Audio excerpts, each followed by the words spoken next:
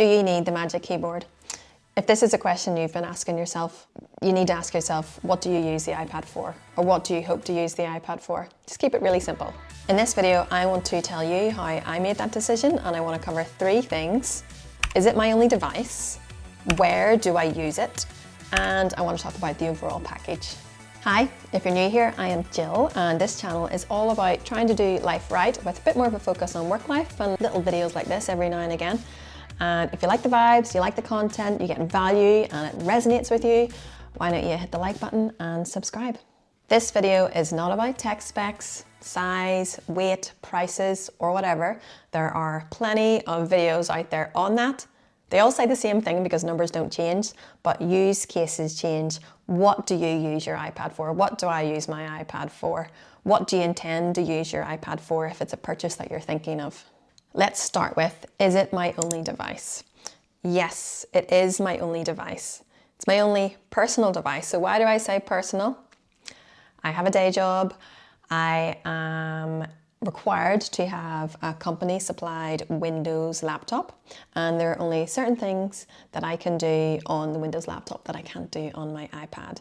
And anybody in that space that works for a company that doesn't work for themselves, you know what I mean. There are only certain things that you can do on the Windows laptop that you can't do on the iPad. But this iPad is my only personal device. It's my only laptop-y device that I use outside work. I purchased my first iPad back in 2020. Maybe I was quite late to the game. Didn't really need one before because I kind of used my work laptop for a lot of stuff. Now that you're not really supposed to do that anymore, I have my own personal device. And having an iPad only set up for the last 4 years has worked really well. And as of recently, at the start of this year, as part of my New Year's resolution, I wanted to challenge myself, learn something new, do something a bit different, and I started this YouTube channel, Check the Box and Learn, which is very much focused on, delivering on time, delivering at a high quality, learn from what didn't go so well, learn from what did go so well. And YouTube content creators use MacBooks.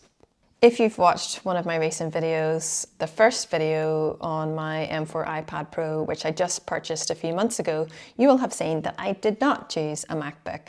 I continued to use my iPad Air from 2020 from December right up until June, and then I switched over recently to the M4 iPad Pro. For the level and quality of content creation that I do, the iPad is perfect for me. I don't really need the MacBook, and as you'll have seen in one of my recent videos that explains why I can use the iPad, why it works better for me, I really don't need the MacBook.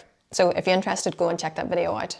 So it is my only device. It is my laptop replacement. I don't need a laptop, and as it is my laptop replacement, it makes sense for me to have the Magic Keyboard.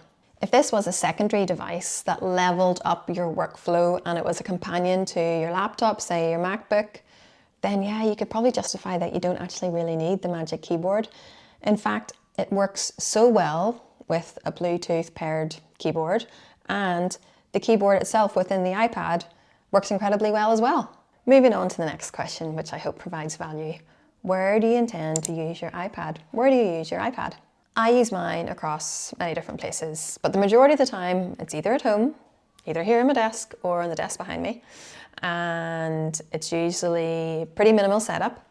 In work, on the other hand, I use it in notebook form most of the time, and my desk setup in work is the opposite of minimal, with all of my company supplied accessories.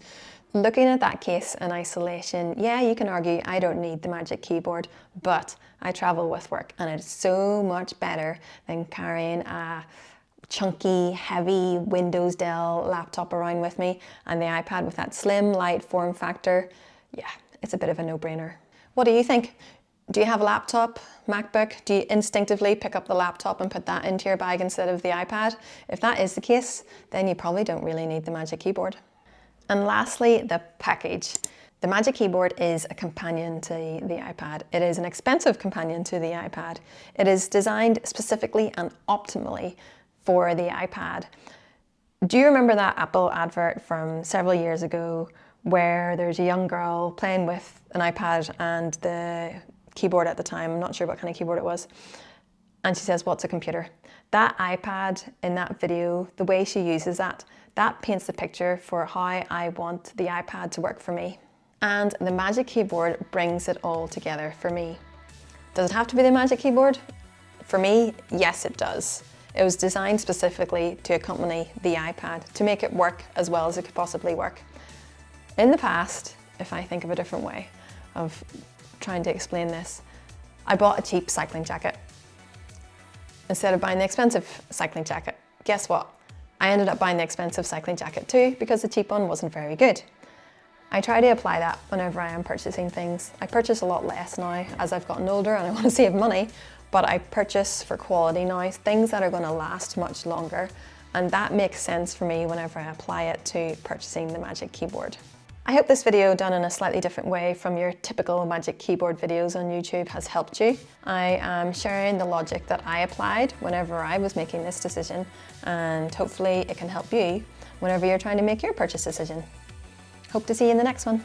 Bye.